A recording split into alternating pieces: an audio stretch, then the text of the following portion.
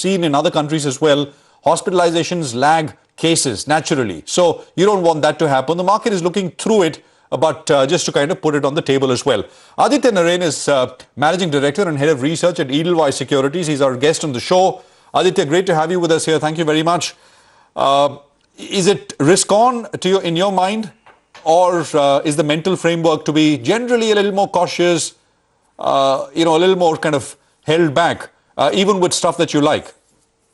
Yeah, it's very early days in the year, and you obviously require a certain amount of excitement, and I think that's what you've really seen at this point in time. We've done pretty well in India. Globally, it's been less sanguine.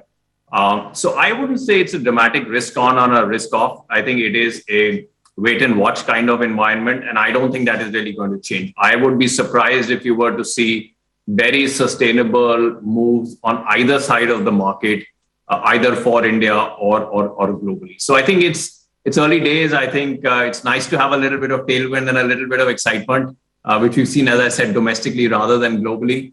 But I'd be surprised if this is going to be a very linear trend on either side for the market at large. And even for businesses, I don't think it's going to be particularly dramatic this year. Well, hi Aditya, thanks so much for joining. And I don't remember the last time when in a week you had L&T that was outperforming. It seems that there is some kind of budget excitement that is creeping in. Your expectations from budget 2022, I know we go on saying this, that maybe in fact you're seeing reforms all through the year, so it's not such a big event as it was earlier, but what would you expect?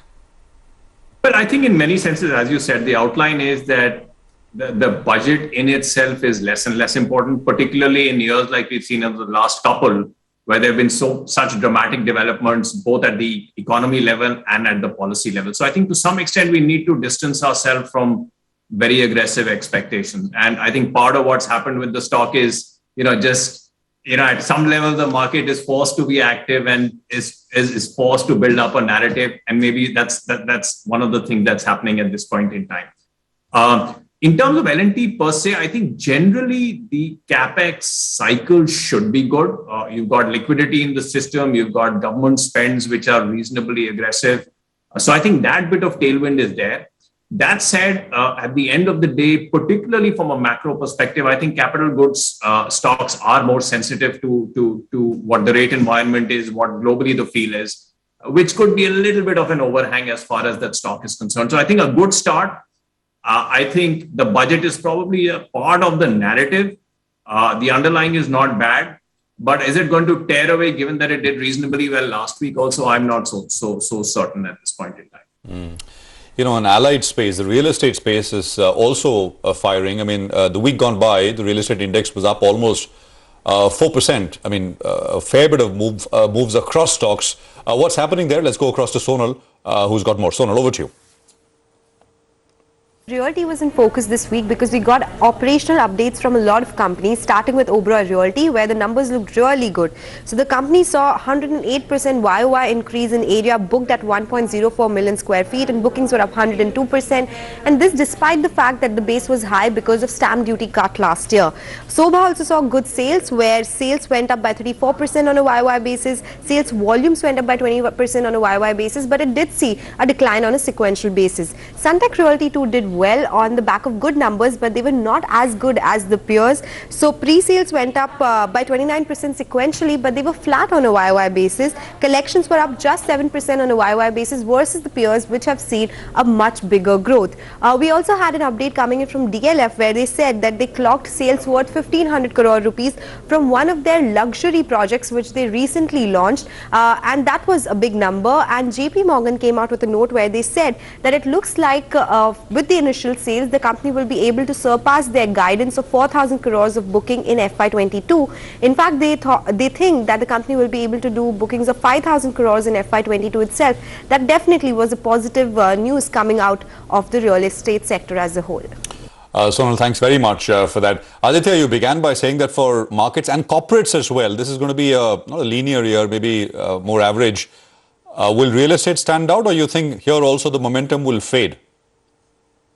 I would say the business momentum, I think, should remain reasonably strong. I don't think it will necessarily stay as strong as what you've recently seen over the last quarter or two. But I would say, at least for the listed stocks, I think real estate momentum will stay relatively decent. Whether I'd be a little less optimistic in terms of how much the stocks could return on the back of this. I think the stocks will do reasonably, but I think they will lag the business momentum they show. And I think that's really a mix of the fact that at the end of the day, most of these stocks are trading reasonably expensive. So the multiples are, at a premium to NAVs of anywhere between 0 and 30 to 35%, which is firstly on the higher side. The second thing, which I think is most important, is that at some level from a macro perspective, you are at the bottom of the interest rate cycle. Now, whether it comes through in 3 months or, a year or so, as long as that there is a worry that you could start seeing rates go up, whether it impacts business or not, right? But from a valuation perspective, I think real estate tends to be very, very sensitive to rates. And given where you are in the cycle, I think that's going to be a little bit of an overhang. So I do see the listed space continuing to do very well from an underlying business perspective. I think the stocks will be a little bit more average than the underlying business performance. Note that point, Aditya. Well, let's go across to the IT stocks then. They kicked off the third quarter earnings this week. Rima joins us to run us through with the report card. Rima? Thanks so much for that. So the biggest takeaway is that the demand environment continues to remain very robust, and cloud is the biggest area of technology spend in the transformation agenda.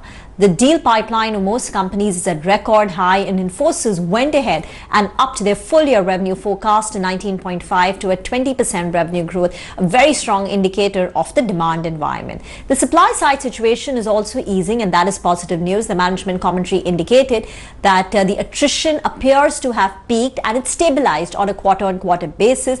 The companies are able to pass on select price increases. They have seen a realization uptick. The price increase is not at a portfolio level, but for niche skills, for skills where there is a scarcity of talent, they are able to pass on a bit of a pricing uptick. Hiring numbers are also very strong. TCS did record hiring this quarter, and Infosys went ahead and upped its fresher hiring target, again indicative of the demand environment that we're currently in. Thanks a lot for that, Rima. Well, Aditya, this space on the whole, the IT space, whether it was valuations, whether it was a time-wise correction that we're going to be seeing, the sector looks good for more, though, you could debate in terms of quarterly numbers. How would you approach the IT space, particularly the mid-cap IT stocks from here, because they look very, very expensive? So we like the space, right? And I think when you get the kind of demand that is being reiterated by different companies and across segments, whether they're large or small or global, right?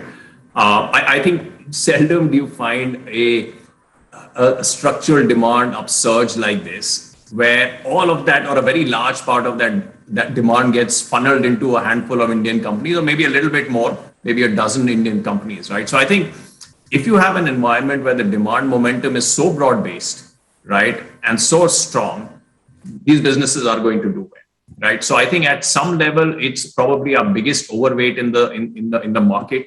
We've been that way for the last couple of years, and I don't see any reason to effectively change that perspective, right?